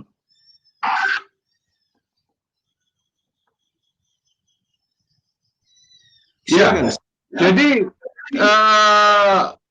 di dalam Mazmur 110 itu kita persempit itu adalah tahta. Jadi duduk di sebelah kananku itu, jadi duduk di sebelah kananku itu kan duduk di sebelah kanan Tuhan. Jadi kan Tuhan itu tidak ada di bumi. Itu yang menjadi dasar kita berpegangan bahwa itulah tahta Daud. Dan karena itu yang kita pahami. Jadi saya jelaskan lagi, jadi faham itu yang bertolak karena subjek yang kita percayai, yang kita imani itu. Jadi memang kalau memang Bang Zul berkata bahwa bertahta di bumi itu tidak digenapi, yes, memang karena memang sebenarnya yang diceritakan itu tidak untuk bertahta di bumi. Karena satu, kembali saya ulangi bahwa diidentifikasi bahwa kerajaannya itu tidak berkesudahan dan akan selama-lamanya. Nah itu, karena kalau kerajaan di dunia itu pasti berakhir, ada masa, ada siklusnya. Jadi indikasi-indikasi itulah yang jadi membentuk pemahaman kita seperti itu. Jadi begitu Bang Zul, silakan. Baik. Jadi saya tidak tahu harus ngomong apa lagi. Yang pada dasarnya Abang Franky ini juga justru melawan apa yang tertuang di dalam kitabnya sendiri yang menerangkan Yesus akan duduk di tahta Daud, lalu kemudian tahta Daud yang diutarakan kemudian itu mencoba mengambil dari Mazmur 110. Nah, kalau saya uraikan Mazmur ini justru akan lebih kelihatan sekali bahwa baik di dunia maupun di kerajaan surga Yesus itu tidak bertahta. Ya, kaitannya dengan tahta yang diimani oleh sahabat Kristen itu berasal daripada Markus 16 ayat 19, kemudian Matius 22 dan seterusnya. Di situ menerangkan mereka melihat Yesus duduk di sebelah kanan Bapa. Dari mana acuan itu kemudian diambil? Acuannya dari Mazmur 10 itu. Mencoba mengambil Mazmur 10 untuk kemudian mendudukkan, mencocokkan bahwa kerajaan Daud yang dimaksud itu adalah kerajaan yang di surga. Sementara Mazmur 10 itu menceritakan tentang kerajaan yang ada di bumi. Dengan demikian Yesus kehilangan arah. Kenapa saya katakan kehilangan arah? Dia tidak pernah duduk di atas tahta Daud yang ada di bumi. Lalu kemudian Anda mengatakan tahta yang dimaksud itu adanya di surga. Apa pembuktian yang Anda ingin buktikan dengan mengambil Mazmur 110? Setelah kita kaji Mazmur 110, rupa-rupanya Mazmur 110 itu bukan bercerita tentang kerajaan yang ada di surga, tapi lagi-lagi bercerita tentang kerajaan yang ada di bumi. Jadi, apa ada dalil lain, Bang, yang bisa sebagai bukti bahwa Yesus itu dinubuatkan di dalam kitabnya Bani Israel untuk bertahta di atas kerajaan Allah sesuai dengan yang ada di Perjanjian Lama, selain daripada Mazmur 10? Silakan. Sebentar.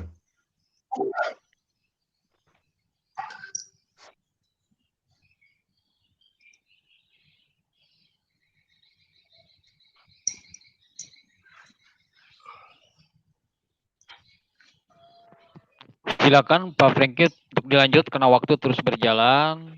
Kalau memang memerlukan ayat bisa kami tampilkan. Oke, sambil menunggu Pak Franky, silakan. Daniel 7 ayat 13 14. Silakan ditunjukkan dalilnya, Bang. Daniel berapa? Daniel 7 ayat 13 sampai 14.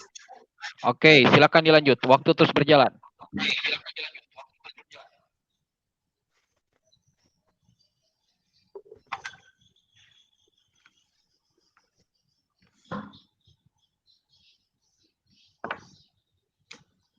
Silakan, Bang, silakan Abang uraikan kitabnya Bani Israel yang Anda gunakan untuk menunjukkan Yesus sebagai raja.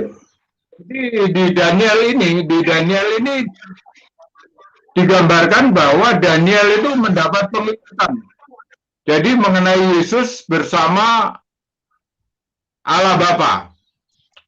Nah, ini jadi menjadikan satu dasar juga bahwa itu adalah Yesus berkuasa di alam yang lain.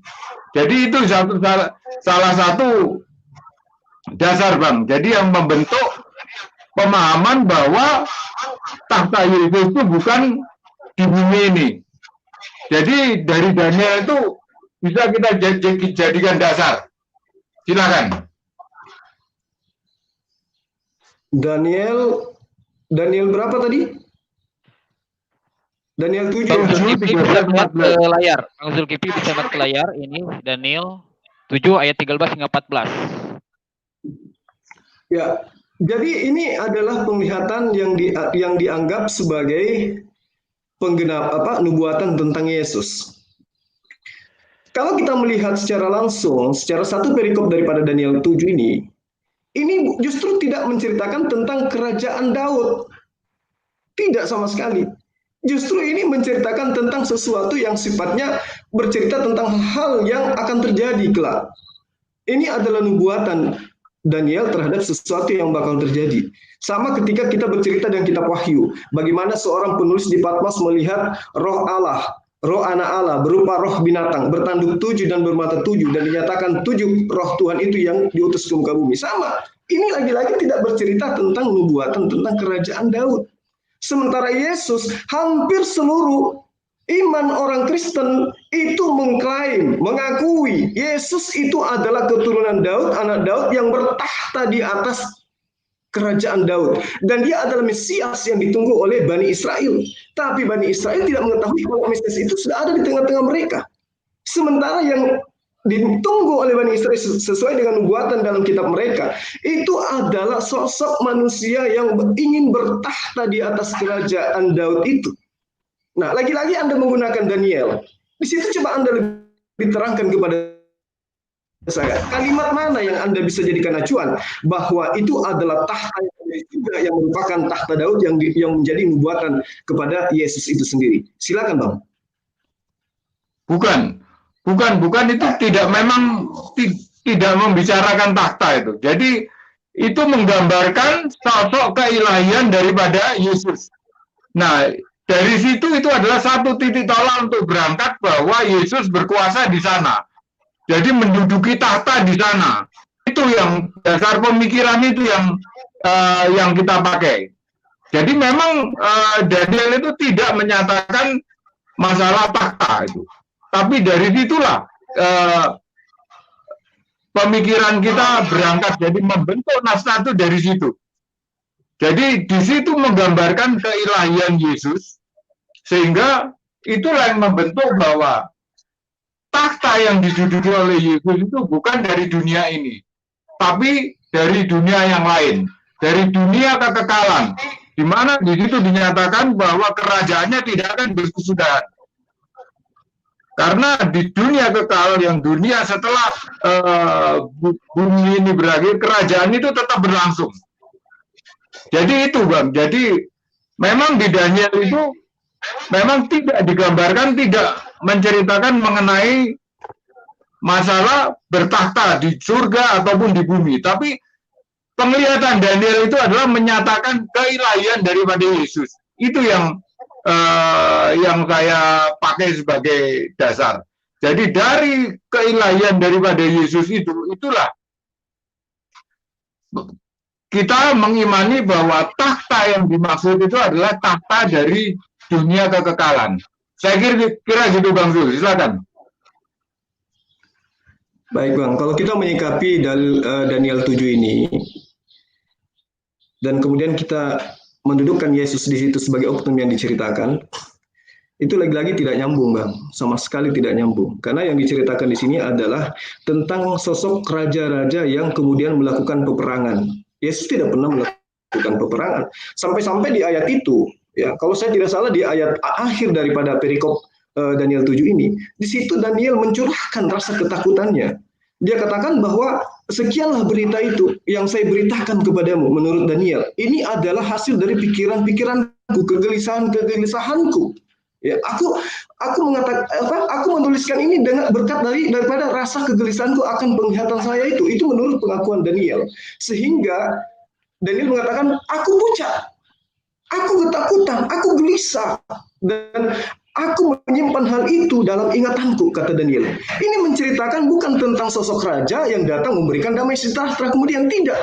Ini bercerita tentang sesuatu yang terjadi di mana Daniel menceritakan sosok raja-raja berupa binatang bertanduk 7, ada yang bermata 7 dan lain sebagainya. Ini adalah merupakan penggambaran yang jauh daripada apa yang Abang katakan, bahwa Yesus akan duduk sebagai raja di kerajaan Daud yang ada di surga.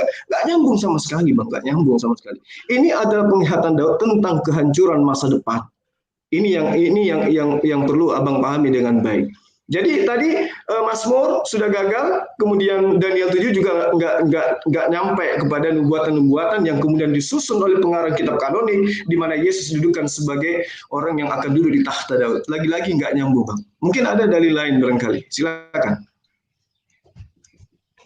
Gini Bang Zul, memang saya nyatakan penglihatan Daniel itu memang tentang masa depan mengenai kerajaan-kerajaan, masa depan dunia ini. Jadi memang penglihatan Daniel itu sangat lingkar sama dengan wahyu. Jadi penglihatan masa depan. Karena itu yang titik tolak yang saya pakai di sini adalah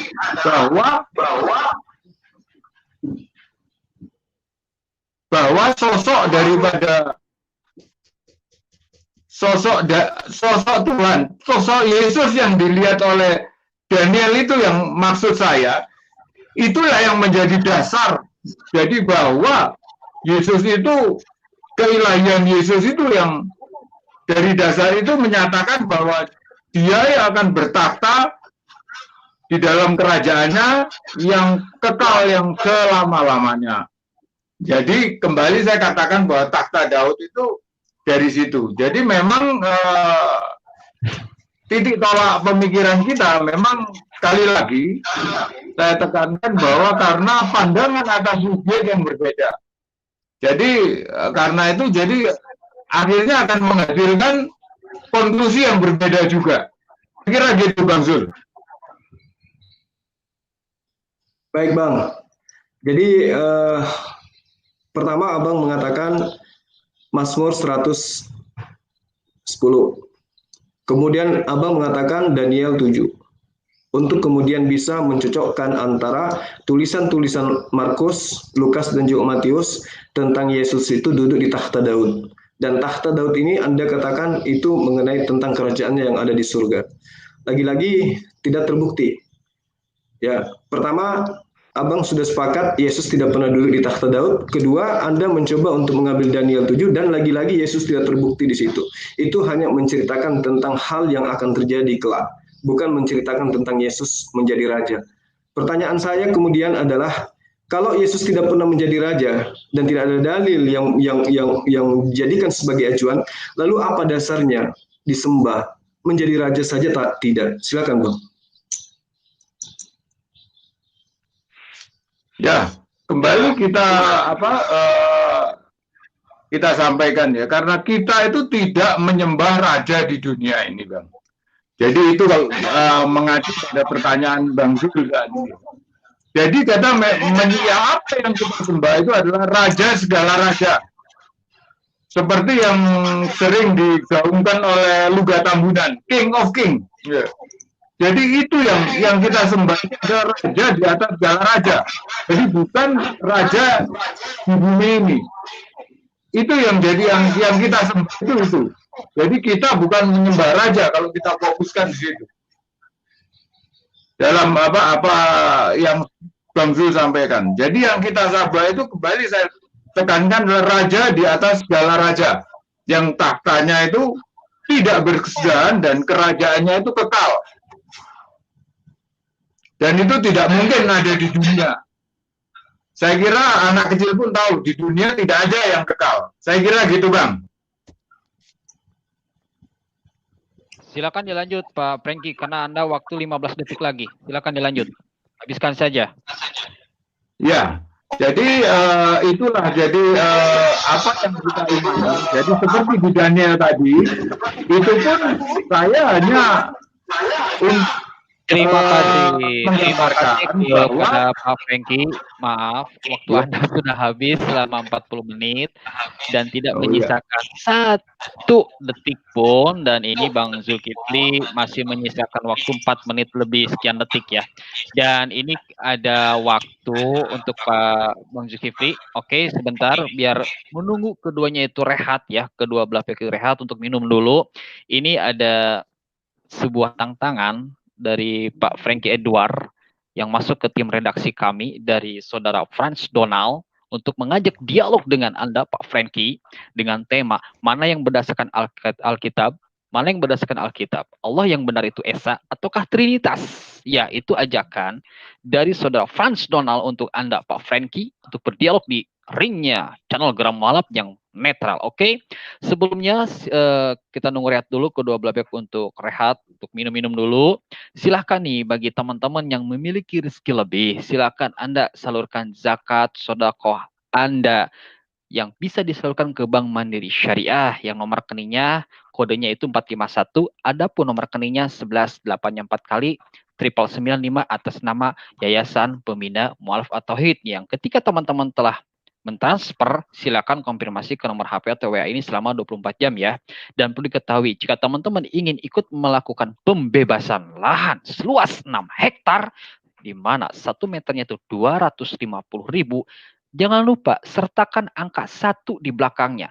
Karena seluas 6 hektar tersebut akan didirikan pesantren yang satu-satunya di Indonesia yang tidak saja membahas tentang permasalahan agama Islam, namun juga permasalahan disiplin ilmu lainnya termasuk pula tentang pelajaran agama Yahudi, Kristen, dan juga bahasa-bahasa lainnya. Dan ketika mereka, para santrinya itu telah belajar menguasai berbagai disiplin ilmu di dalamnya, mereka akan disalurkan ke berbagai daerah Indonesia maupun di luar negeri untuk menyampaikan Islam secara santun dan untuk menanggulangi berbagai permasalahan pemurtadan. Oleh karena itu teman-teman, silakan sertakan angka 1 di pentransferannya, biar pihak Yayasan Pembina Mu'alaf mengetahui bahwa itu khusus untuk pembebasan lahan seluas 6 hektar yang 1 meternya itu 250.000.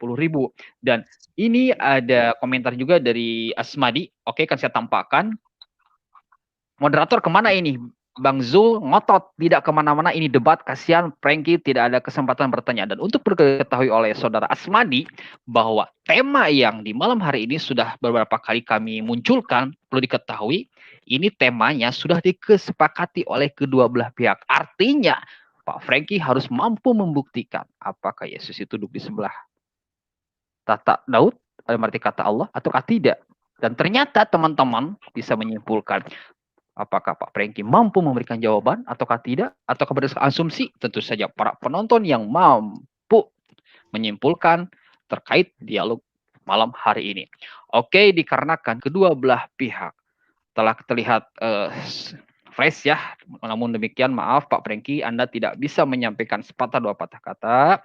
Dikarenakan sudah habis ya, tadi sudah ada tanda-tanda merah gitu kan. Sekarang silakan Bang Zulkifli, Anda untuk melanjutkan sisa waktu Anda 4 menit 16 detik.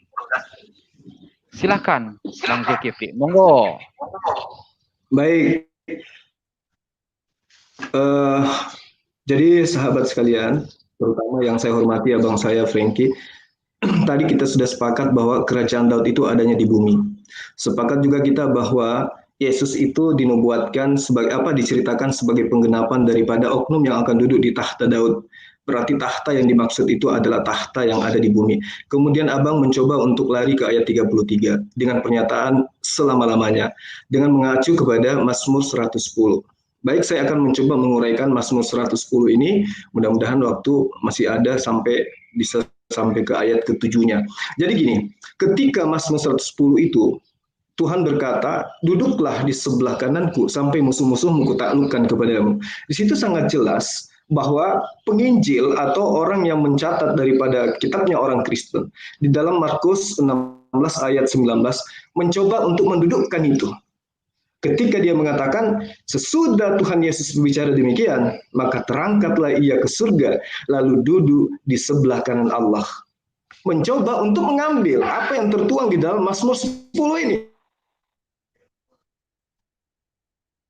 Sementara kalau kita mencoba untuk secara kritis tentang ayat 1 sampai ayat selanjutnya mengenai Mazmur 10, itu Mazmur 110 itu tidak ada sama sekali merujuk kepada sosok yang akan melayang ke surga lalu kemudian duduk di sebelah kanan Tuhan. Mazmur 1 dan ayat 2 jelas dikatakan, dari Sion Tuhan akan meluaskan kerajaanmu. Berarti Mazmur 110 ini bercerita tentang kerajaan di bumi, bukan kerajaan yang ada di surga yang diceritakan oleh Markus 16 ayat 19. Dari Sion Tuhan akan meluaskan kerajaanmu, berkuasalah atas musuh-musuhmu. Nah, apakah Yesus pernah berkuasa atas musuh-musuhnya? Tentu tidak. Berarti Mazmur 110 ini bukan tertuju kepada Yesus. Lalu kemudian di ayat 3, pada hari engkau datang dengan kuasa, di bukit yang suci, rakyatmu maju dengan sukarela, laksana embun di pagi hari, pada pemuda akan datang kepadamu. Apakah Yesus memiliki rakyat? Karena ini bercerita tentang kerajaan. Kalau abang tetap ngotot mengatakan bahwa yang dimaksud di sini adalah kerajaan Daud berdasarkan Mazmur 110, berarti gugur di situ, bang. Sama sekali gugur. Nah, lalu kemudian di ayat selanjutnya dikatakan bahwa dengan sumpah Tuhan telah berjanji menangnya kembali. Engkaulah imam untuk selama-lamanya seperti Melkisedek. Nah, kalau lagi-lagi Yesus itu adalah bertahta di surga, berarti Yesus itu bertahta seperti tahtanya Melkisedek. Berarti kalau Yesus itu Tuhan karena dia bertahta di surga, duduk di sebelah kanannya Bapa, berarti dia meniru Melkisedek. Berarti Melkisedek juga duduk di sebelah kanan Bapa, karena di situ diceritakan seperti kerajaan, seperti yang dialami oleh Melkisedek. Jadi semakin jauh ketika Anda menggunakan Mazmur ini, bang. Mohon maaf kata. Jadi kesimpulannya, Yesus tidak pernah duduk di tahta Daud. Yesus di dunia tidak pernah menjadi raja. Lagi-lagi di surga juga tidak pernah menjadi raja. Kenapa? Karena ternyata yang dijadikan acuan untuk menduduk menjadi raja Mazmur 100 yang justru menceritakan tentang kerajaan yang adanya di bumi, bukannya di surga. Dengan demikian, kita telah membuktikan bahwa apa yang diterangkan oleh Islam di dalam Islam yang kemudian saat itu lebih relevan yang tertuang di dalam Al-Quran tentang Nabi Isa yang adalah Yesus daripada konsep-konsep iman Kristen yang disusun berdasarkan atas doktrin belaka. dengan mencoba mengambil kitabnya Bani Israel, mendudukkan Yesus sebagai orang yang dulu di tahta Daud, yang kemudian bertahta di sebelah kanan Allah, yang mana dalil itu diambil dari Mazmur 110 ayat 1, ternyata justru menceritakan kalau itu adalah kerajaan yang ada di dunia. Yesus, menurut Yesus, jelas Yesus bersyahadat Yohanes 17 ayat 3. Yesus mengajarkan umatnya untuk beribadah, sholat, Oke, bertobat. terima Matius 4 kasih ayat 17. kepada Bang Yesus Zulkifli yang ternyata waktunya sudah habis sama. Terima kasih kepada Bang Zulkifli, kepada Pak Edward yang telah berani dialog di channelnya Gemalap, yang tentu saja ketika Anda menyampaikan argumentasi, memberikan sanggahan, terima kasih telah santun ya. Dan semoga saja dialog di malam hari ini bisa menjadi contoh bagi siapapun, khususnya bagi para penonton, yang tetap para penonton harus memberikan komentar yang santun pula.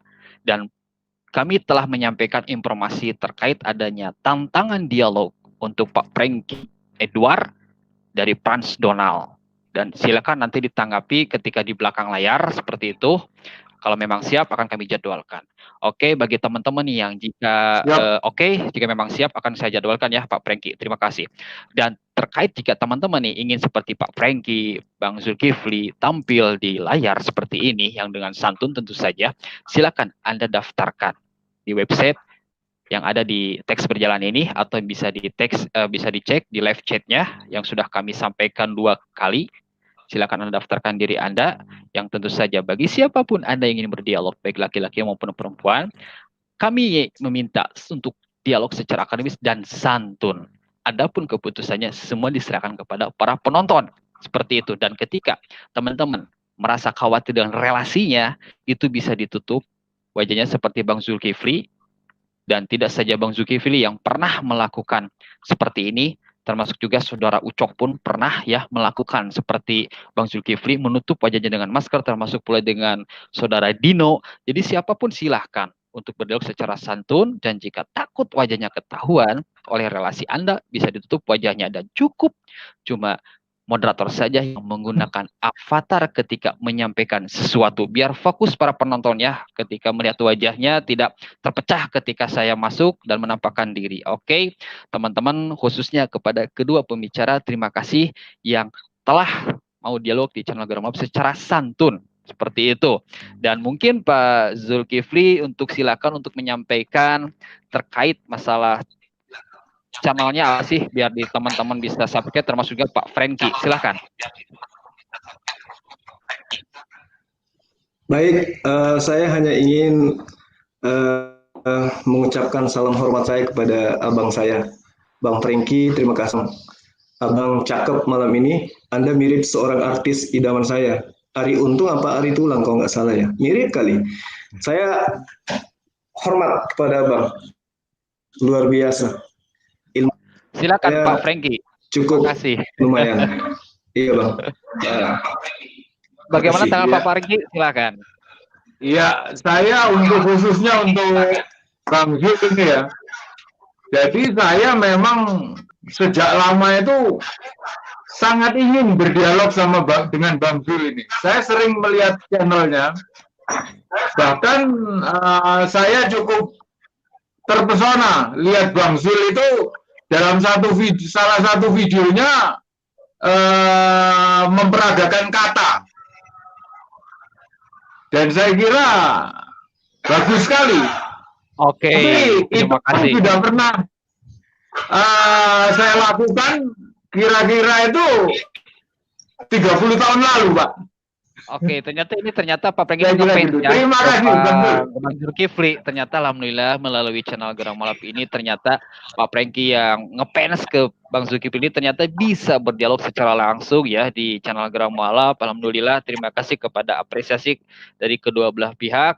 Dan saya harap bagi teman-teman yang ingin seperti Bang Zulkifli, seperti Bang Franky, silahkan jangan lupa Anda cek di live chat di channel-channel yang berafiliasi dengan channel Geramap yang jumlahnya total 23 ya, 23 channel bersama channel Geramap yang menyiarkan acara ini dan kedepannya secara serempak.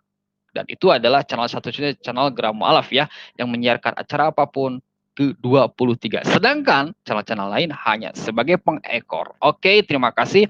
Maaf jika kami ada salah-salah kata maupun sikap. Dan terima kasih khususnya kepada kedua belah pihak. Bila taufiq wal hidayah. Assalamualaikum warahmatullahi wabarakatuh.